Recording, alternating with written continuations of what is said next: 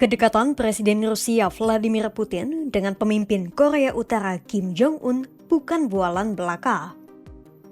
Berdasarkan laporan media Korea Utara, Putin akan mengunjungi Pyongyang pada Selasa 18 Juni hingga Rabu 19 Juni 2024. Kedekatan mereka semakin menyulut bara kekhawatiran Amerika Serikat dan Korea Selatan atas potensi aliansi Rusia dan Korea Utara yang kian erat. Tapi apa daya, Amerika Serikat atau negara lain tak berhak ikut campur dengan pertemuan mereka.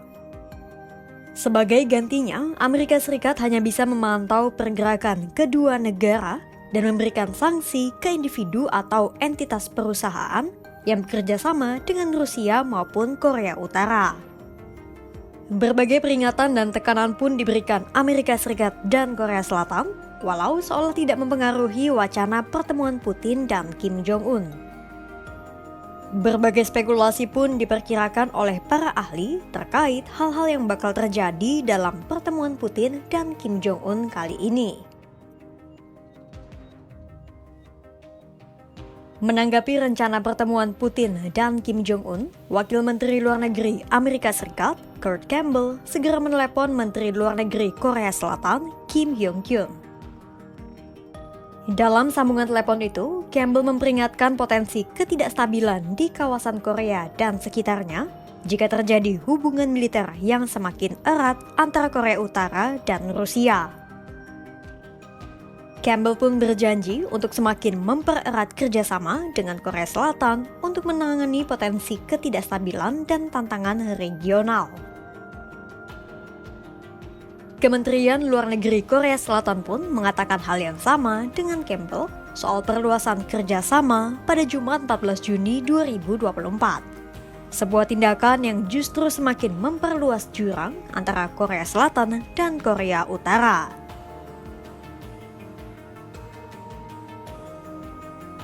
Menanggapi kekhawatiran dari Amerika Serikat dan negara-negara Barat, Kremlin tak mau ambil pusing.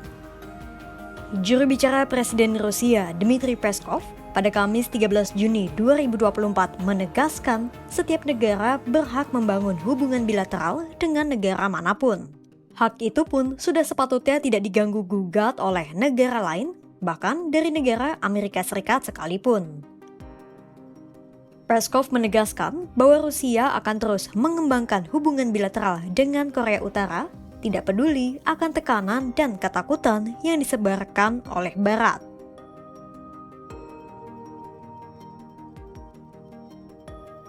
Sejumlah pakar pun memproyeksikan apa yang akan terjadi jika hubungan Rusia dan Korea Utara semakin erat usai pertemuan Putin dan Kim Jong-un. Profesor Universitas Kookmin, Andrei Lankov menilai kunjungan Putin ke Korea Utara sudah pasti bakal terjadi, mengingat Kim Jong-un telah berkunjung ke Rusia pada September 2023 lalu. Во-первых, он неизбежен. Просто сейчас идет активное развитие коммерческого сотрудничества, в основном, скажем так, военно-коммерческого сотрудничества. И после сентябрьского визита Ким Чен Ына было бы, скажем, очень странно и невежливо не появиться в Пхеньяне. Lankov juga menyinggung soal kemungkinan adanya transfer senjata antara Rusia dan Korea Utara, mengingat Moskow saat ini juga tengah berperang dengan Ukraina. Menurut Lankov, Korea Utara kemungkinan akan meminta bantuan Rusia untuk mengembangkan teknologi militer, terutama di bidang nuklir dan luar angkasa. Sementara itu, sebagai imbalan, Lankov menduga Korea Utara akan mengirim senjata untuk membantu Rusia memerangi Ukraina dan juga tenaga kerja migran.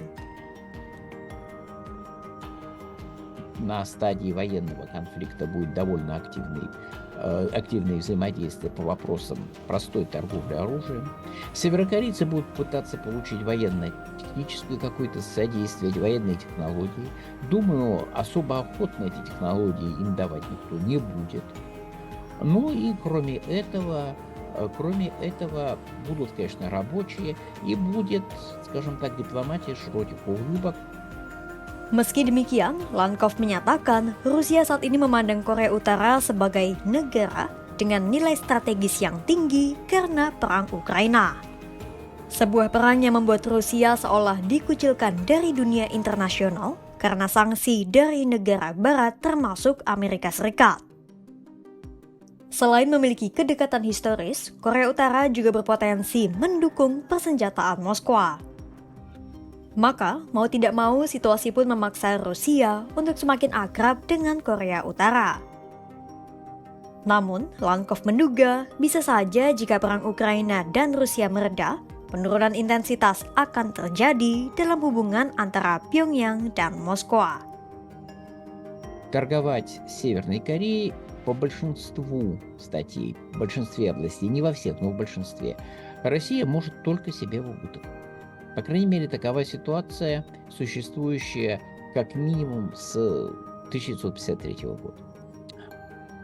Будет ли принято решение о том, что по политическим соображениям имеет смысл закрывать глаза на эти потери, и будет ли разработан какой-то механизм, который будет компенсировать эти потери российским предпринимателям, я не знаю.